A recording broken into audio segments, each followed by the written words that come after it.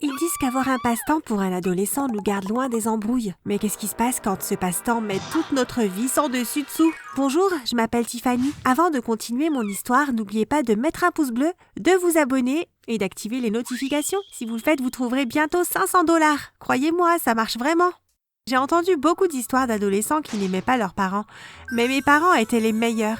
Ils m'ont toujours encouragée à essayer de nouvelles choses.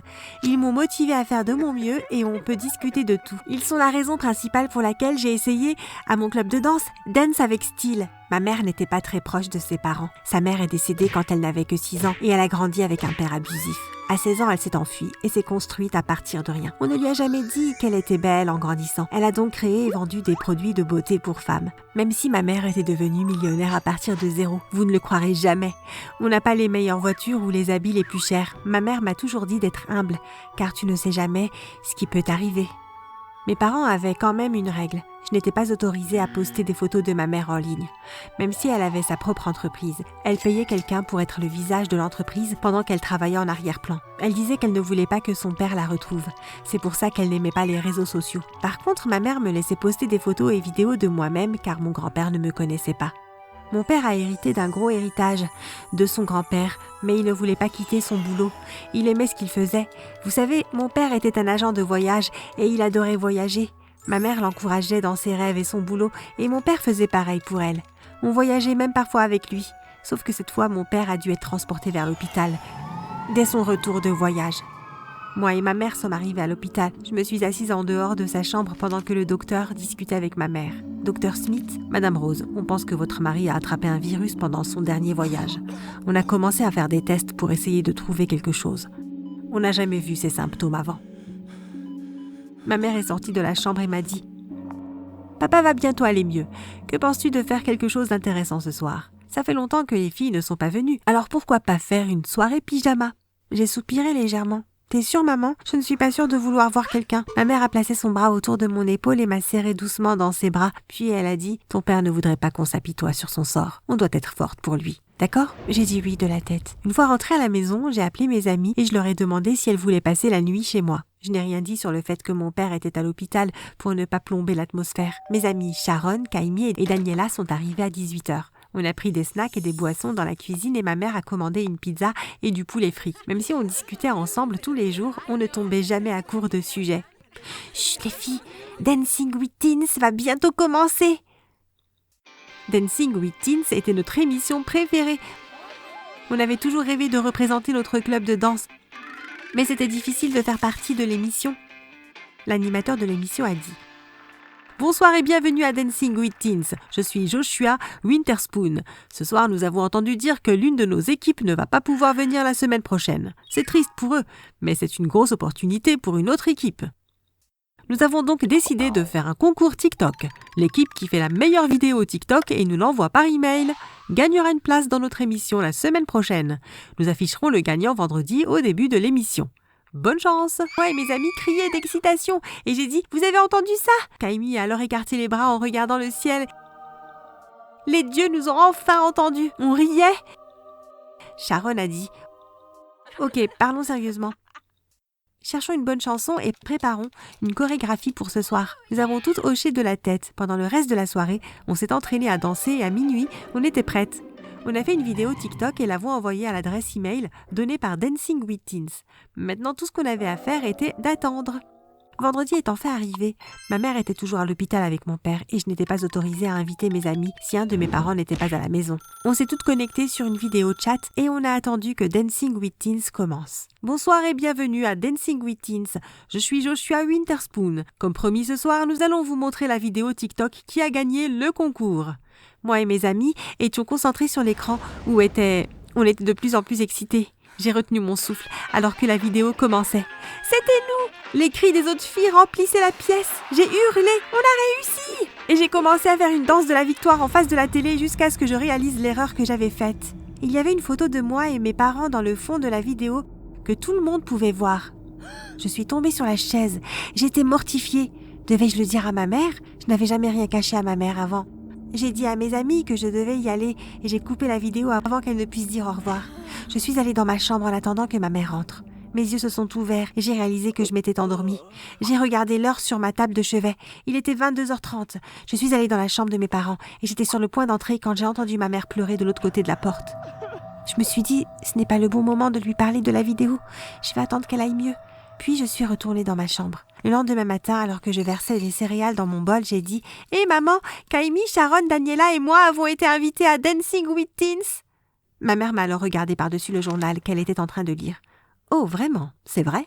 Je suis contente pour vous, les filles. » a-t-elle dit tout en venant vers moi, puis en m'embrassant sur le front, et elle a ajouté « Ton père sera fier de toi. » J'ai demandé à ma mère « On doit aller au studio samedi prochain. Tu pourras m'y emmener ?» Bien sûr. Je ne raterai ça pour rien au monde. Cette semaine-là, moi et les filles nous sommes vues chez chacune d'entre elles et on a travaillé nos mouvements pour l'émission. C'était notre opportunité de rendre fier notre club de danse. Le jour J, mon estomac me faisait mal. J'étais très nerveuse. Ma mère a dit alors qu'elle me déposait. « Amuse-toi bien, chérie. Je serai de retour avant que tu commences. D'accord ?» J'ai répondu « Dis à papa que je l'aime. J'ai hâte de lui parler de tout ça. » Ma mère m'a dit un dernier au revoir de la main avant de partir. Je suis entrée dans le studio et j'ai retrouvé les autres filles pour préparer notre performance. Chaque groupe avait un endroit pour s'entraîner avant de faire leur performance en face des juges. Après 30 minutes, j'ai dit aux filles que j'avais besoin d'eau. Alors que je revenais de la fontaine d'eau, j'ai remarqué un homme venir vers moi. L'homme s'est arrêté en face de moi et m'a demandé « Bonjour, vous êtes la fille de Melissa Carr ?» J'ai répondu « Non, ce n'est pas moi. » Et j'ai essayé de partir. Il a alors dit en me donnant un album photo. « Excusez-moi, je m'appelle Isaac Burns. Moi et votre mère avons grandi côte à côte. Vous lui ressemblez comme 2 gouttes d'eau. Quand j'ai su que vous allez venir à l'émission aujourd'hui, je voulais envoyer quelque chose pour Mel. » J'ai pris l'album sans dire un mot. L'homme a hoché la tête et est parti. Je suis retournée vers mon groupe. « Qu'est-ce que c'est ?» J'ai répondu en mettant l'album dans mon sac. « Oh, ce n'est rien. » Le moment est finalement arrivé de montrer notre performance au juge. J'ai regardé l'audience et j'ai vu ma mère. Elle a souri et a fait coucou de la main. Ce moment en face des juges était magique. On avait 3 minutes pour impressionner les juges avec notre danse et on a réussi. On a été appelés et on est passé au niveau suivant de l'émission. Moi et ma mère avons discuté frénétiquement sur le chemin de l'hôpital pour voir mon père. Ma mère a alors dit alors qu'on approchait de la station-service. J'ai besoin de faire le plein. On s'est arrêté à la pompe et ma mère est sortie de la voiture pour payer. Mon téléphone a sonné et je l'ai sorti de mon sac pour l'éteindre. J'ai vu l'album et je l'ai sorti. À cause de tout ça, j'ai oublié qu'on m'avait donné ça. Alors que je tournais les pages de l'album, j'ai remarqué que c'était un album de mariage. J'ai été choquée quand j'ai reconnu la mariée, souriant à côté de son mari. C'était ma mère et le mari n'était pas mon père. Je me suis murmuré « Maman ne m'a jamais dit qu'elle avait été mariée avant. » Une fois que ma mère est revenue à la voiture, je lui ai montré l'album photo. J'ai demandé en attendant sa réponse. « Maman, qu'est-ce que c'est? Pourquoi tu ne m'as jamais dit que tu avais été mariée avant ?» Elle a demandé en me prenant l'album des mains. « Quoi? Où tu as eu ça ?» Je lui ai parlé de l'homme que j'ai vu au studio. Ma mère a dit « Comment a-t-il su où me trouver ?» Son visage devenait pâle. Je lui ai parlé de la vidéo TikTok. Je lui ai dit ne pas avoir remarqué que le portrait de famille était sur la vidéo jusqu'au moment où je l'ai envoyé à l'émission. Ma mère m'a hurlé dessus. « Tu as tout gâché! On doit quitter la ville immédiatement !» Ma mère est sortie de la station-service et est allée dans la direction opposée de l'hôpital. J'ai demandé en regardant la route qu'on venait de prendre. « On ne va pas voir papa ?» Ma mère a dit « On ne peut pas aller le voir maintenant. On doit partir. Ton père ira bien. » Ses mains tremblaient alors qu'elle agrippait fortement le volant. J'ai demandé « Maman, qui était cet homme? Est-ce que papa sait que tu étais mariée avant ?» J'ai besoin de réponses à mes questions.